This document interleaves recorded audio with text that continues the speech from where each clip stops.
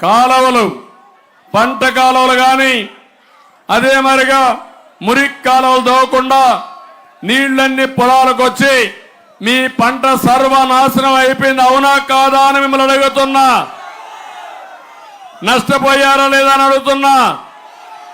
ఎప్పుడన్నా ఇంత సంక్షోభాన్ని ఎప్పుడన్నా చూసారా తమ్ముళ్ళు అని మిమ్మల్ని అడుగుతున్నా. మీరు పడిన బాధలు 5 ఏళ్ళు అంతా ఇంత కాదు. ఈరోజు అడుగుతున్న పంట బీమా ఉందా మీకు? ఒకప్పుడు పంట బీమా ఉండేదా లేదా? ఏ ప్రభుత్వం వచ్చినా పంట బీమా ఉండేది. అలాంటిది పంట బీమా కూడా రద్దు చేసిన దుర్మార్గుడు ఈ ముఖ్యమంత్రి. ధాన్యం కొనే దిక్కుందా తమ్ముళ్ళు అని అడుగుతున్నా. కొంటే డబ్బులు ఇచ్చే పరిస్థితి ఉందా? ధాన్యం సంచులు ఇచ్చే పరిస్థితి ఉందా? పక్క ఉన్న మిల్లులకి మీ ధాన్యం పంపించుకున్నారా? ఎక్కడికి పంపించారని మిమ్మల్ని అడుగుతున్నా. ఈ ఊర్లో మిల్లుంటే ఈ ఊర్లో అమ్మడానికి వీలు లేదు. ఎక్కడో మంగళగిరో విజయవాడకు పంపించే పరిస్థితి వచ్చిందంటే అది కూడా రైతాంగం పెట్టుకున్నారంటే ఈ ముఖ్యమంత్రి ఉన్మాదం, అహంభావం, అవినీతి మీరందరూ అర్థం చేసుకోవాల్సిన అవసరం ఉంది. అందుకని తుఫాను వస్తే కనీసం విమర్శకు వచ్చాడా? మిమ్మల్ని పరామర్శించుకోవడానికి వచ్చాడా ముఖ్యమంత్రి? నేనే వచ్చా, మీ దగ్గర తిరిగా, కానీ గట్టిగా పోరాడా. కానీ ముఖ్యమంత్రి ఏమీ చేయలేకుండా వదిలిపెట్టాడు. నేను అడుగుతున్న 5 సంవత్సరాల్లో ముఖ్యమంత్రి 5 సార్లు ఎక్కడైనా రైతులతో మాట్లాడినట్టు కానీ పొలాలకు వచ్చినట్టు కానీ నిరూపించగలుగుతావా అని నేను మిమ్మల్ని అడుగుతున్నా. అంటే ఇప్పుడు రైతు మీద మొసలి కన్నీళ్లు గారుస్తున్నాడు. ఇంకో పక్క చూడండి, మొన్న వచ్చాడు. వస్తే ఏం చేశాడంటే రెడ్ కార్పెట్ వేసి పెద్ద స్టేజ్ కట్టి తుఫాను బాధితుల్ని వరదను చూస్తున్నాడు. ఎప్పుడు పొలంలో అడుగు పెట్టిన వ్యక్తి ముఖ్యమంత్రి. మీరు కష్టాల్లో ఉంటే మాట్లాడి పరామర్శించిన వ్యక్తి ముఖ్యమంత్రి. ఈరోజు ఓటు కోసం ఒకప్పుడు నెత్తిన చెయ్యి పెట్టాడు, ముద్దులు పెట్టాడు,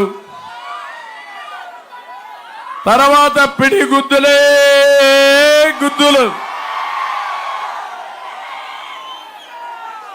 ఇప్పుడు మళ్ళా ఇంతటి వరకు పరదాలు చాటును తిరిగాడు. ఇప్పుడు పరదాలు వదిలిపెట్టి మళ్ళా నాటకాలు మోసాలతో మళ్ళా వస్తున్నాడు. నమ్మతారా అని మిమ్మల్ని అడుగుతున్నా.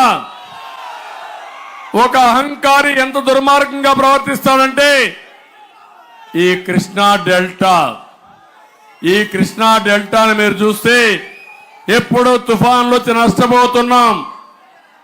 మొదటి పంటకు కూడా నీళ్లు సకాలంలో రావడం లేదు. ఇది ఆలోచించిన తర్వాత పట్టిసీమ 1 సంవత్సరంలో పూర్తి చేసి ఆ నీళ్లు కృష్ణా డెల్టాకి ఇచ్చిన ఘనత తెలుగుదేశం పార్టీది. 1 నెల ముందు పంట వేసుకునే పరిస్థితి వచ్చారు. దీనివల్ల మీరందరూ ఎక్కడికక్కడ తుఫాన్ నుంచి తప్పించుకునే పరిస్థితి వచ్చారు. 13 లక్షల ఎకరాలు కృష్ణా డెల్టాలో ఉంది. అలాంటి పట్టిసీమ నేను కట్టానని దాన్ని వాడకూడదని వాడకుండా చేసి మిమ్మల్ని తుఫాన్లో ముంచేసిన వ్యక్తి, నట్టేట ముంచేసిన వ్యక్తి ఈ జగన్మోహన్ రెడ్డి.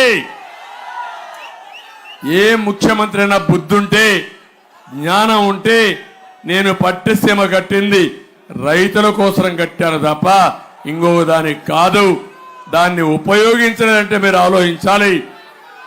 ఏదైతే మీరందరూ చూశారు, ప్రజా వేదిక కూల్చివేతతో ప్రారంభించినటువంటి విధ్వంసం పట్టిసీమను కూడా ఉపయోగించుకోకుండా ముందుకు పోయే పరిస్థితికి వచ్చాడు. అందుకే ఇంకో పక్క పోలవరం పూర్తి చేసి నదుల అనుసంధానం చేసి 2 పంటలకు కాదు, గుంటూరు జిల్లాలో 3 పంటలకు నీళ్లు ఇచ్చే అవకాశం వస్తుంది. 72% పూర్తి చేశాం. ఎన్నికల ముందు మేము అనుకున్నాం 2020కి పోలవరం పూర్తి చేయాలనుకున్నాం. నేను అడుగుతున్న తమ్ముళ్ళు మిమ్మల్ని అందరినీ ఈరోజు ఏం చేశాడో పేపర్లో మీరు చూశారు కదా అని అడుగుతున్నా. పోలవరం ప్రాజెక్ట్ ని గోదావరిలో ముంచేశాడు. డయాఫామ్ వాల్ పోయింది, కాఫర్ డ్యాములు పోయినాయి, గైక్ బండ్ పోయింది. ఒక ఉన్మాది ముఖ్యమంత్రి ఒక అహంభావంతో ఏమీ తెలియకుండా కూడా తెలిసి నటించి